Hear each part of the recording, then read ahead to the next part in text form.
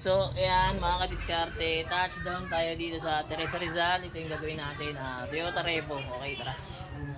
So, ito yung gagawin natin, Toyota Revo. Yung pagbaklas naman sa mga ibang video natin, alam nyo naman na kung paano siya baklasin. Sundan nyo na lang siya mga kadiskarte. Ito gagawin natin, 7 inches lang para gusto ni Bossing kasi yung swak na swak lang doon sa Revo niya. Okay, tara, let's go. Baklasin na natin to ng mabilisan lang at marami pa tayong gagawin. Okay, tara, let's go.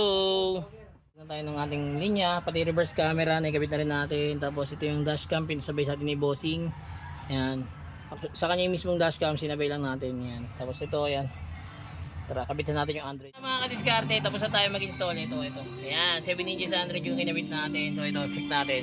Ayan, 7 inches Android yan mga kadiskarte. Siyempre kasama pa rin sa package natin yung reverse camera. Ayan, kita nyo naman kung gaano kalinaw yung ating reverse cam. Napakaangas niya, oh.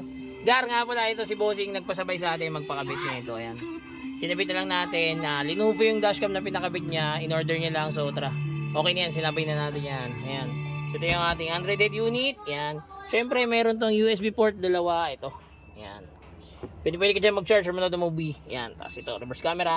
Meron na rin itong Apple CarPlay and Android Auto. So mga gusto po mag-avail niyan, drop message lang, direct message lang for better and faster transaction. Don't forget to like and follow na rin mga diskarte. Salamat.